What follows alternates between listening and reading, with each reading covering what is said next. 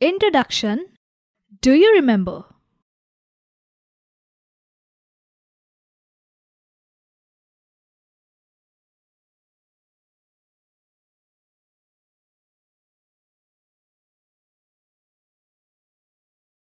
Chapter 1.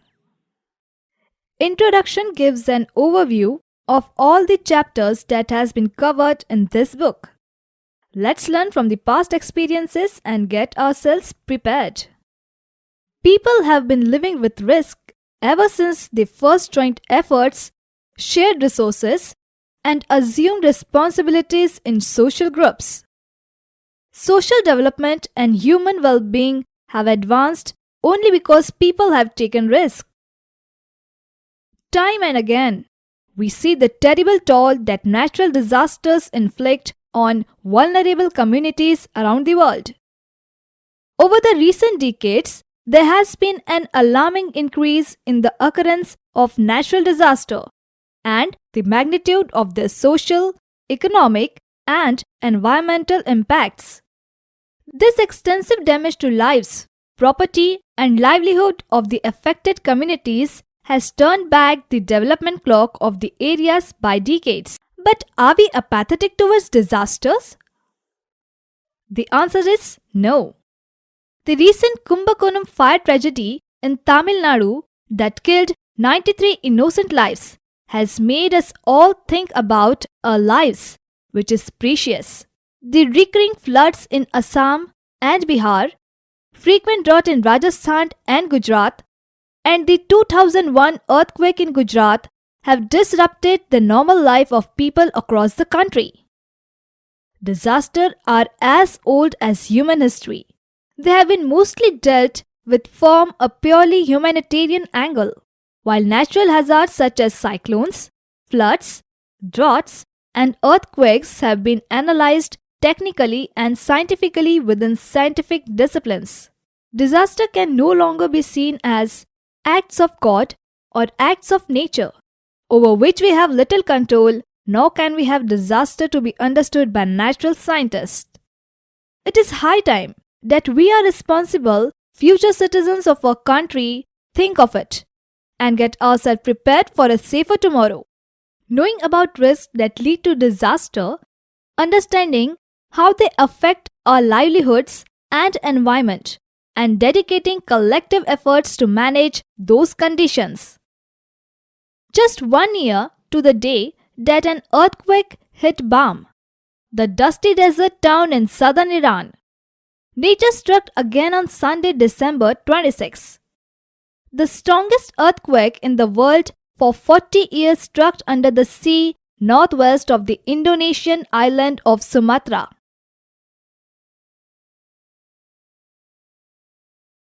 Chapter 2. Tsunami.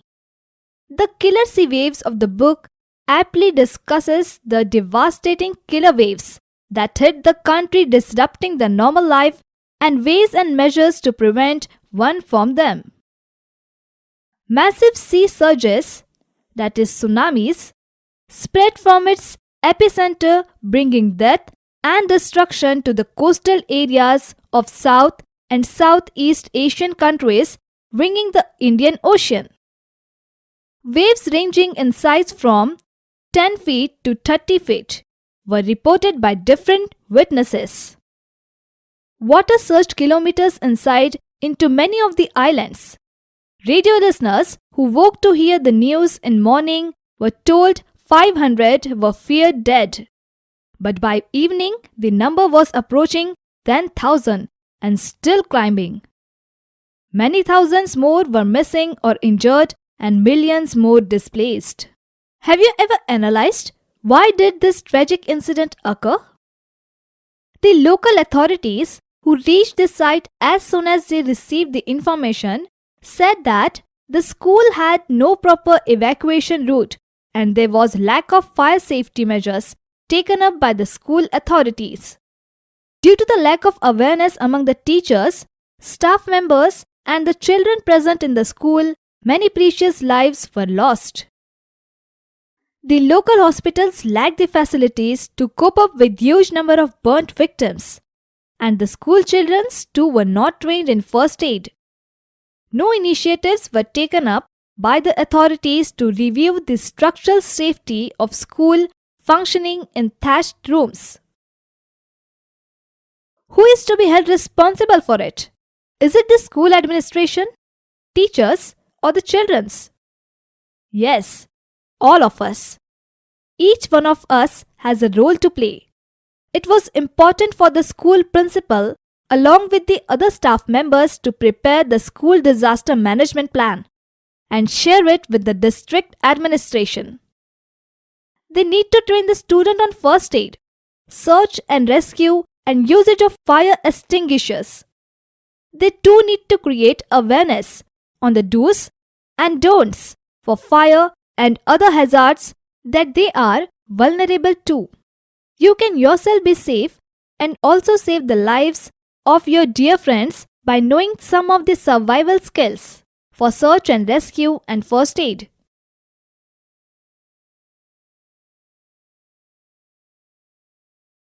Chapter 3 Survival Skills deals with the survival skills, which would give you an insight into search and rescue measures that need to be taken during an emergency, and first aid measures that need to be taken for burns, bleeding, snake bite, poisoning, etc. In the later half of August 1998, severe rains lashed the Himalayas, causing devastation in their wake. On August 14, 69 people died in a landslide in Okhemat block near Gupt Kashi. A week later, the entire village of Malpa, lying along the Kali river on the way from Dharchula to Lipo Lake, was swept away. Isn't 1 week time enough for the people of Malpa to evacuate?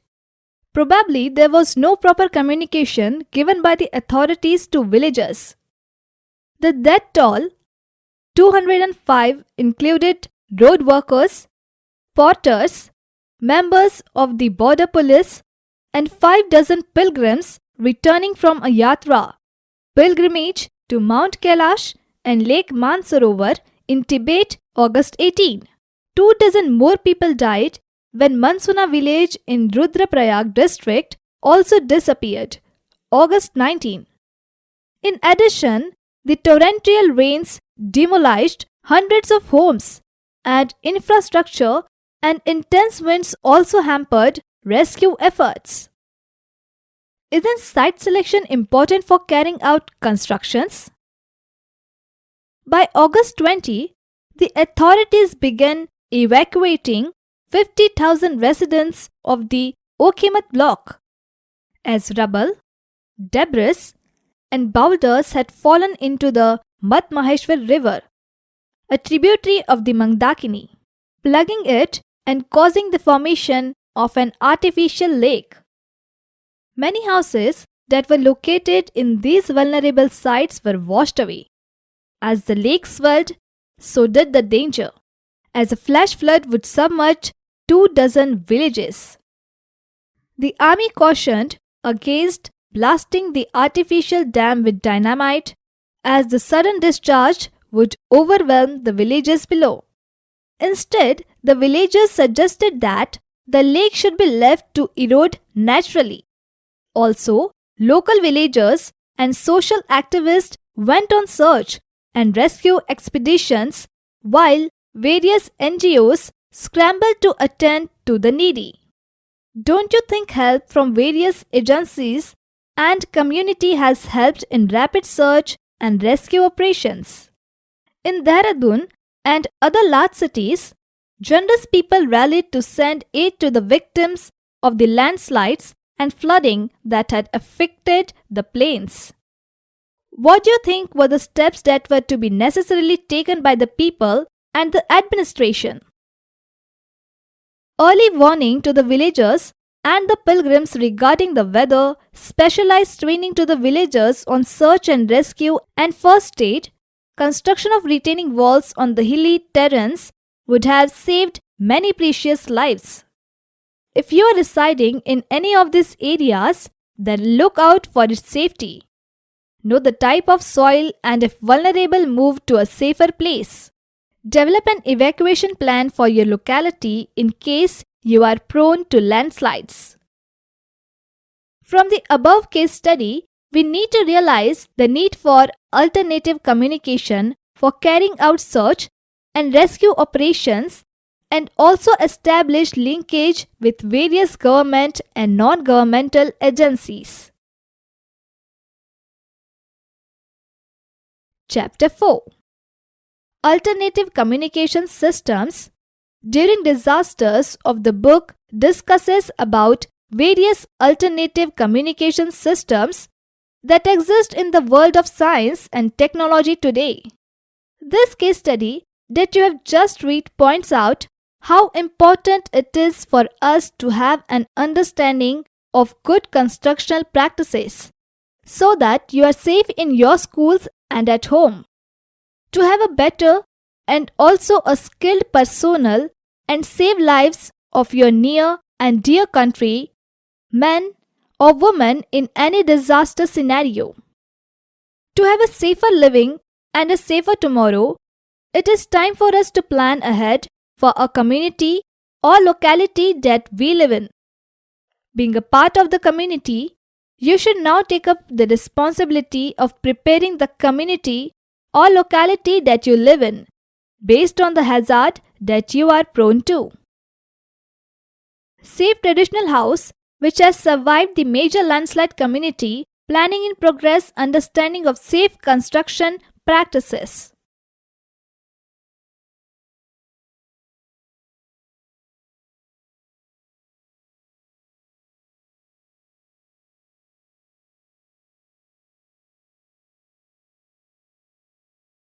Chapter 5.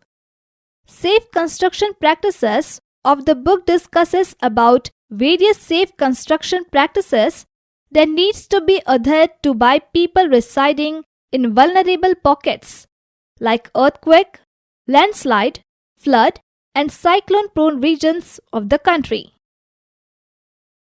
It is time to take help and support from the government and various agencies like the NCC, NSS, Home Guards, etc., and get ourselves prepared. Chapter 6.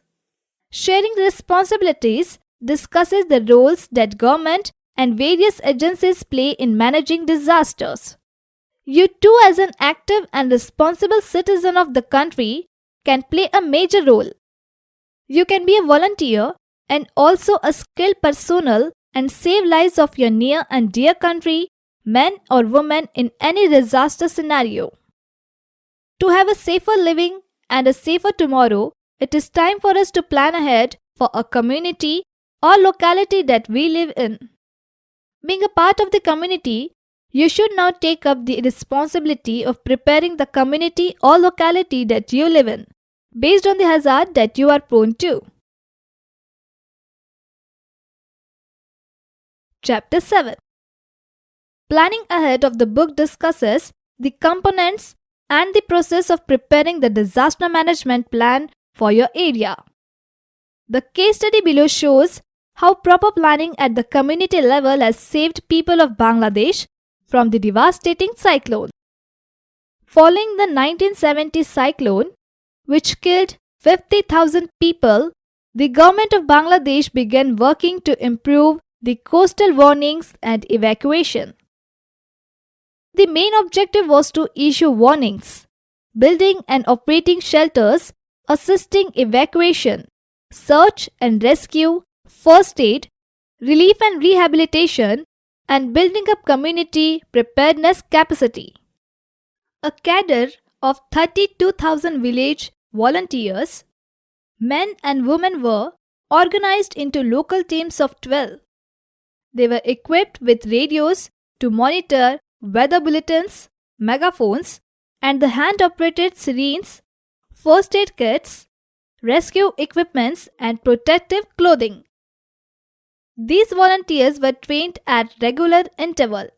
Specialist training such as radio use, first aid, and leadership was provided separately.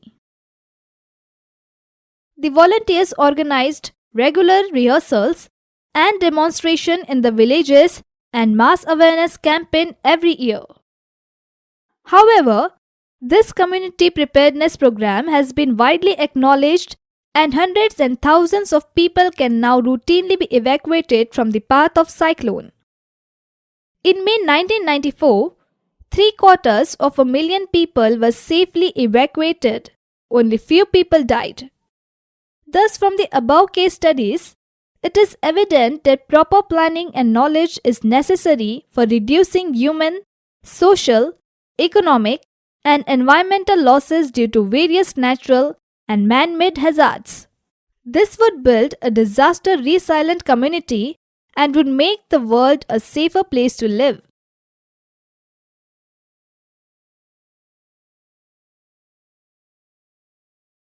That is all in this introduction chapter. Let us study in detail about the entire chapter in our next classes. Till then, enjoy learning. Let to live safe.